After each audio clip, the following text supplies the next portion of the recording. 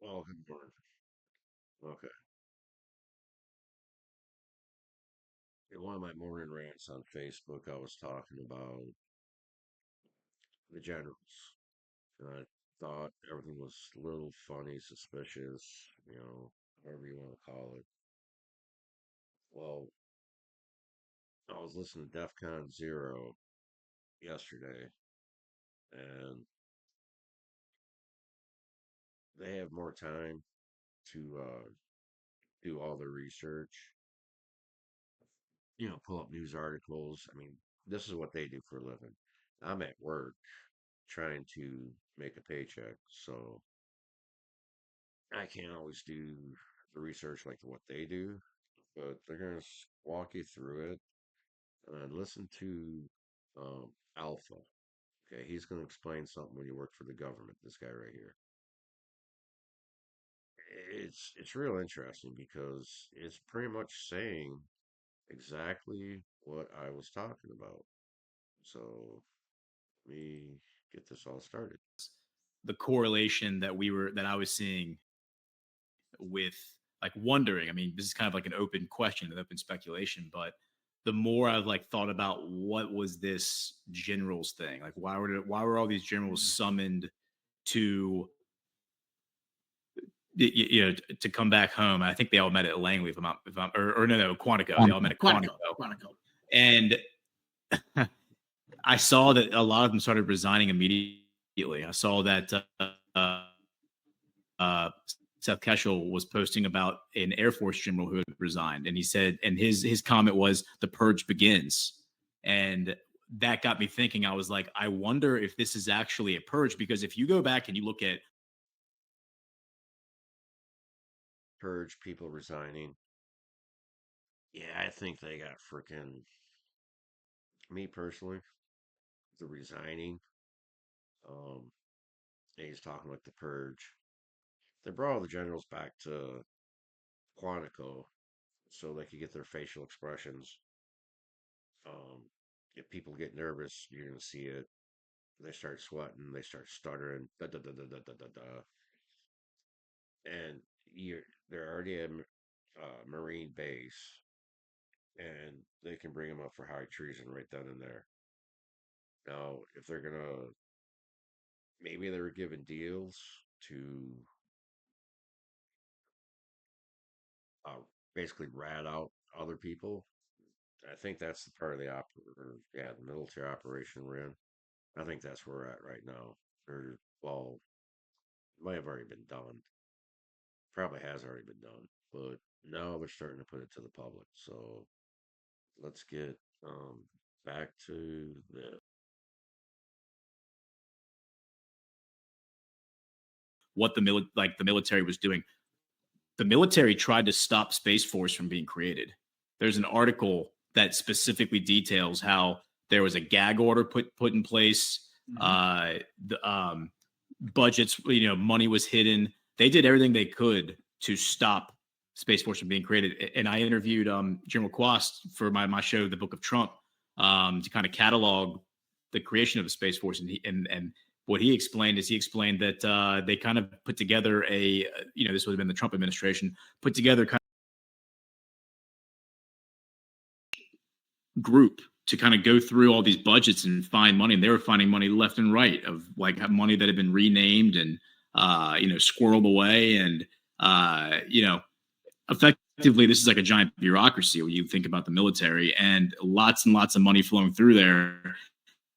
And anyone who's worked with a large corporation or a large bureaucratic institution understands that there's some competition and rivalry between the different groups in terms of like getting a bigger piece of the pie, the money. And if you don't spend the money they give you, you lose that money on the next fiscal year. So there's a lot of territorial. There's some territorial like nature here when it comes to protecting the funds and the money, but people did the only person, as I understand, according to this article that I have, the only general officer who supported, from the Air Force at least, that supported the creation of the Space Force was General Quast. And that's remarkable when you stop and really think about it. It absolutely is. And it just to kind of refresh your memory, one of the other things that sparked that conversation was, and this was probably about 2 weeks ago, no, maybe a little longer, a little less, but right around that window, was me and Josh ended up getting information that there was going to be about 5,000 employees, to include generals and admirals, that were going to be subjected to polygraph tests. Yep. And then, of course, we ended up seeing that being confirmed in the headlines over the next few days following. It was that. literally 2 days later. And the general we're talking about here is General Thomas Boussier, 40-year Air Force veteran and head of the Global Strike Command, resigned hours after Pete Hegseth's controversial speech to military leaders. Now, so and that was one. There was part of the Navy's senior executive staff that resigned, as well as the head of Special Operations Command, who also retired the 2 days or two or 3 days after it, October 3rd. Which is a big position. It's a sought after position, just so people understand that. That's not something you just retire, resign from lightly. Now, my speculation on this, which is influenced by some information that has come our way, of course, as well as my own experience, is when you work for the government, they can compel you to make a statement. And you don't get to say, you originally get to say no, but then after that, they will compel you. And at that point, I guess the way to say is, because you're employed by the government, it's forcing an interview on you where you're going to provide incriminating information, but because it's being forced on you. All right, now he's going to go in and explain this. This is quite fascinating. I never knew this, but said he's a Marine. Then when he either retired or had inactive duty, he started working as a police officer. I don't know his whole career, but he definitely knows what he's talking about. It cannot be used in a court setting. So in other words, if me and Ghost work for the same police department, and I know Ghost and his tactical team are out there doing shady stuff, I'm going to bring him in for an internal investigation. Now, when I go to interview him, he's going to say, "No, I don't want to talk." And at that point, I say, "Okay, well, now I'm compelling you to speak." And there's a formal letter that I give him, his attorney, because he would probably have his attorney there, and everybody signs it, and it's Ghost acknowledging that I'm having this conversation under duress. That if I don't have this conversation, I'm going to be fired or terminated for insubordination. So this conversation is being forced on me. Now, again, it cannot be used in the court of law. But as an investigator, I can do this strategically because I still want to make sure I hold Ghost accountable for the things he didn't do. So I extract all the information from Ghost that I need on Josh that's on his team. And so now I can bring up criminal charges against Josh because I've gotten that information from Ghost. So now I bring Josh into my office and ask him to do an interview. He'll say no. So then I compel him and we go through the same process. And now through the conversation I have with Josh, I get all the information I need to bring up criminal charges against Ghosts. So this is the way that situation works. So the only way out of this situation is to quit. Right. Because then if you're not a government employee, they cannot compel you to make that statement. And then that information never gets there. So one would believe, as you look at, you're going to have, people subjected to a polygraph test, or the street jargon, a lie detector. Well, if you know that some of the stuff you're saying is going to implicate you, or it's going to start the domino effects to do things that are going to implicate you, then you're going to resign, because that's the only way out of that statement.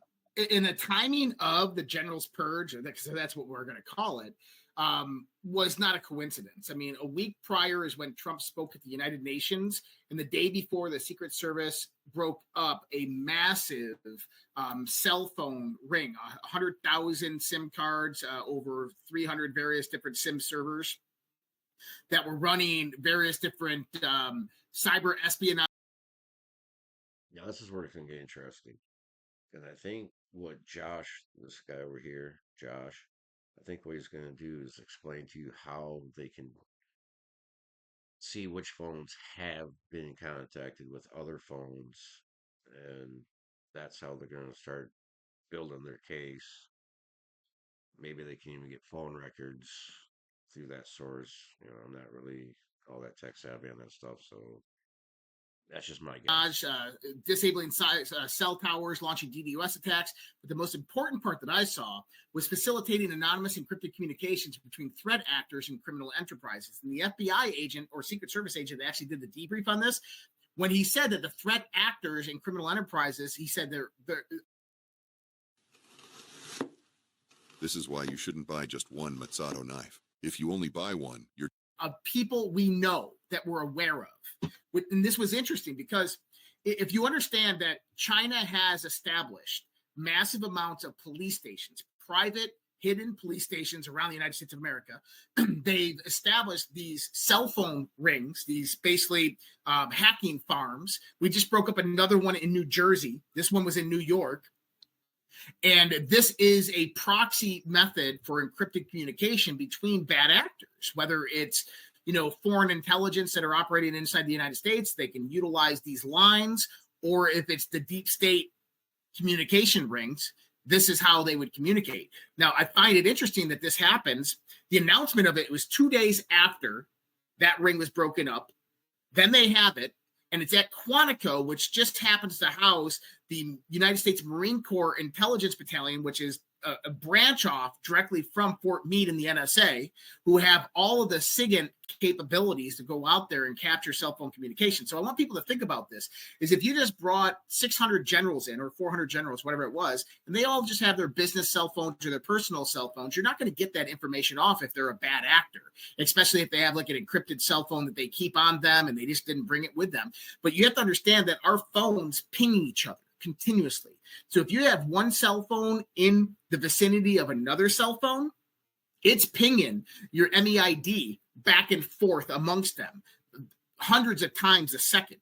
And so you can actually capture that metadata directly from this cell phone and find all the proximities of other MEIDs that it came in contact with. So if they had that encrypted server and they knew which cell phones, even though they don't know who they're registered to, were basically on that network, they had that metadata. Now they can match that directly to the ping data on any phone that came in contact with it, and they'd be able to identify bad actors. And then all they have to do is bring those people in and give them, a lie detector test or whatever. And so we did see 3 people, high-profile military people, leave within 3 days directly after this, which I think is significant. But I don't think it's also over.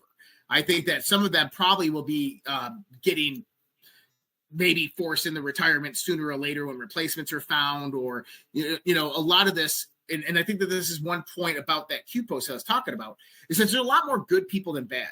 Some people are in bad situations, and we have to understand that on this global perspective, is that if you go back to the China initiative in 2016 to 2018, the Trump administration ran through the State Department where they shut off the educational exchange programs with China, and they arrested 36 college professors. You notice none of those college professors ever got any jail time, and the only charge that was brought up on them was tax evasion. The reason being is because they were honeypotted. They were brought over to China, the Wuhan Institute. Actually, remember that 2018. Yeah, I believe all those. There was I can't remember all 36. I think he said it was 36 Chinese nationalists that were here on a visa that was studying at, I can't remember if it was Harvard or not, but they were actually playing around with bioweapons, biochemicals. And professor that was teaching them was actually getting paid by the university and China, the CCP. So when they were done, they were fleeing. This was just before COVID, obviously, that fake cold. So one of them actually got busted at the airport trying to leave California to head back to China. They were they stopped him. They started going through his bags. They started finding all these little vials. They were like, "What's this?" He's like, "I don't know. I have no clue." Like, well, they even found one vial in his sock. So when they started questioning them, like, well, how did this stuff get here? I don't know. Well, who packed your bags? Like, oh, I did. So that's when they apprehended him. And I think that's when we actually learned what was getting ready to really happen. So let's go back to this. The technology, and I know this from a really good source. When they went to the hotel rooms in the middle of the night, they were woken up by Chinese intelligence with a gun in their fucking mouth and a little kid coming in and a video camera. And that's how China does it. China will get you in that room. They will make you do horrific things. They will videotape it, and now they own you. And these people gave up state secrets based upon what China did to them. So why did these people like Dr. Charles Lieber from Harvard University, why did they get off with a slap on the wrist and tax evasion? That's why. Because it doesn't mean that they're necessarily bad people, is that they were put in a situation where they became compromised and they didn't want to die. They didn't want their family to get killed, right? Like, so we have to understand that there's a lot of people in compromising situations, especially within our government. This is one of the other reasons why when we talk about the Epstein files, that I think Donald Trump looks at it in this perspective, like, I got to protect a lot of people here. And it's not necessarily he's protecting the bad actors, because we know there's a lot of bad actors, but he's protecting the people that were compromised. And you can't necessarily come out to the federal government and say, hey, I'm compromised, when the federal government itself is compromised by the same situation, and they're going to hammer you, right? So I think that what we're seeing here is that everything is happening covertly, in the dark, clandestinely, and that there's going to be a lot of movements that are actually occurring at that level.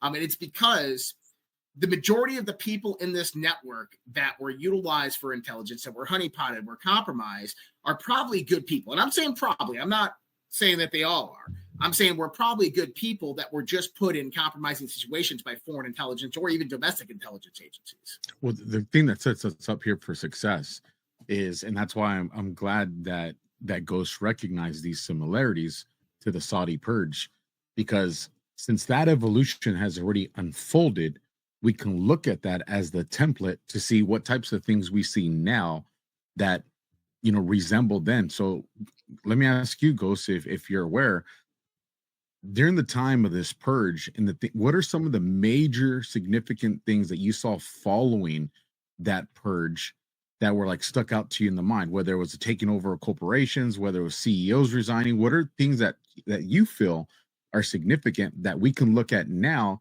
to see if we see those same markers start to unfold like it did during the Saudi purge?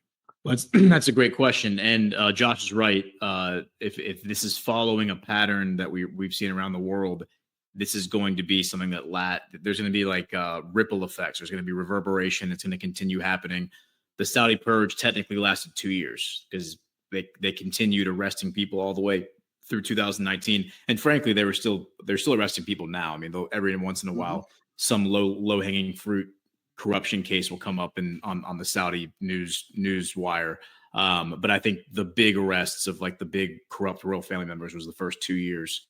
Venezuela, Maduro has been doing a purge for the past like 6 or 7 years, ever since 2018. And there's a whole backstory there, Alpha, that I think I've told you about with the laptop from hell,